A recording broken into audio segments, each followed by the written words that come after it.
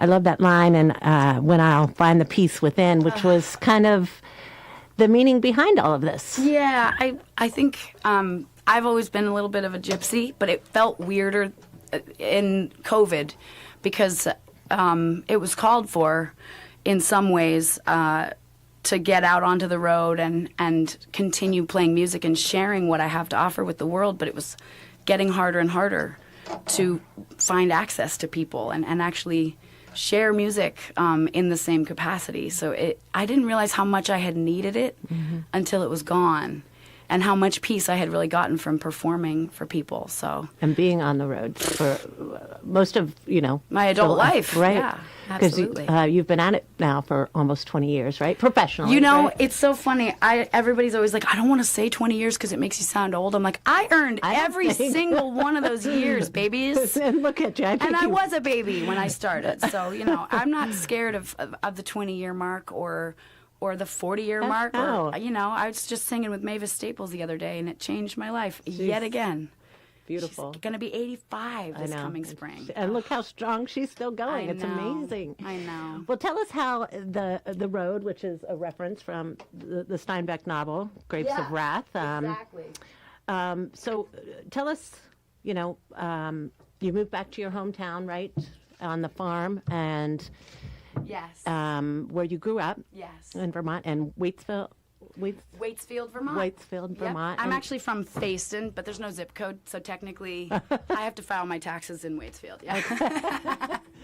All right. So, there was this, going through trials and tribulations of that period. It was a long time, as you mentioned, and didn't realize how much you missed it until it was gone. Yeah. So what led you out back west, where you still have a home with your husband? Yeah, and we are bi-coastal, so we have a home in California and a home in Vermont, which, again, first world problems, but the weirder it gets for me, I think, is that I wasn't ready to go home, even though I wanted to be with my family.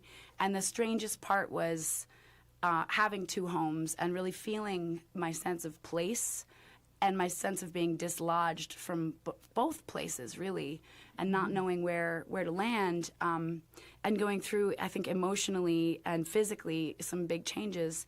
I really wanted to impart on myself some level of peace that wasn't just the performative, Grace Potter out there writing songs and, and building more on my career. I wanted to build on myself, and I think the road trip was really an indication that my body was kind of ready to flee from both places, not necessarily trying to get back to California or back to Vermont as much as just remember what it felt like to be in motion and in progress at all, Right. And so how long was that trip? I mean, you took the whole Route 66. I did. I drove Route 66 back and forth. So I went there and back again twice, which was 4 cross-country, so 4 country crossings over the course of a year and a half as I was writing. And the first 2 trips, I didn't really write any songs. I was mainly kind of talking to myself and trying to remind myself of younger versions of me and free myself of the feeling that I was going nowhere, while also remembering what a wild vagabond I was, even as a little girl, running away from home when I was like 9 years old, Which brings up how Lady Vagabond resurfaced. Sure. She was my imaginary friend from childhood, and I think she had lived inside me the whole time, but it seems like a childish thing, kind of like anything you love when you're a kid. You tuck it away into these parts of your mind and say, oh, that was just a younger me making up an imaginary friend. But actually, it was quite an intelligent defense mechanism. When I actually ran away from home as a 9-year-old, I made up this character because I wanted to be able to tell people if they were like, excuse me, young lady, what are you doing walking along the side of the road? I'd say, oh, I'm not alone. I've got my chaperone. Her name's Lady Vagabond. She's right over there stoking a fire. I'm just waiting here for, AAA to come. I had a whole plan. Don't worry about me. Don't worry about me. So where did you run to? Directly next door to my best friend Caitlin Welter's house. Yeah. And everybody probably knew?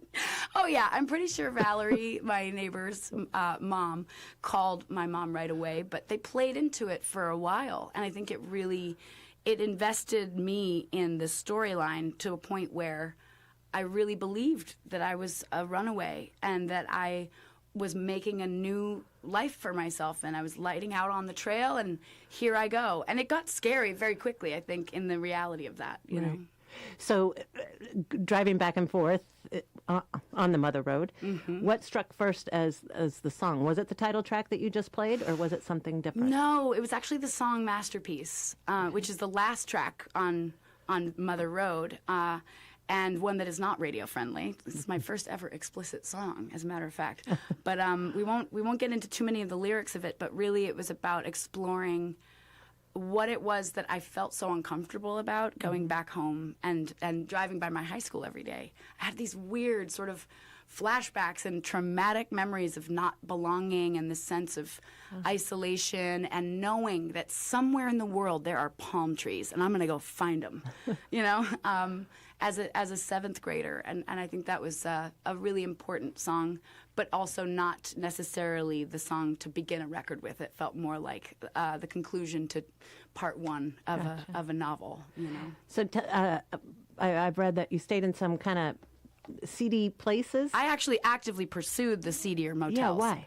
I don't know. That's where the real stories are. I mean, I think even in the song Mother Road, you know, the folks I met who owned these motels and who found themselves attracted to the transient lifestyle that owning a motel comes with, felt like my people. I felt really connected to strangers and weirdos, truckers and waitresses, and the guy who goes and like refills the toy machine, you know, the vending machines, and sells like the ring pops or the, you know, all these weird little sort of pieces of Americana and sort of the shadow of the American dream that we all are so invested in when we think of the nostalgia of Route 66. And I wanted to explore the underbelly of that. And you can't do that if you're staying at a cushy DoubleTree. Right, and everyone's got stories to tell, too. Yeah. So it's just creating more of your art. Absolutely. With that stuff. Yeah, I do like DoubleTrees, though, by the way. I call it the double cookie. But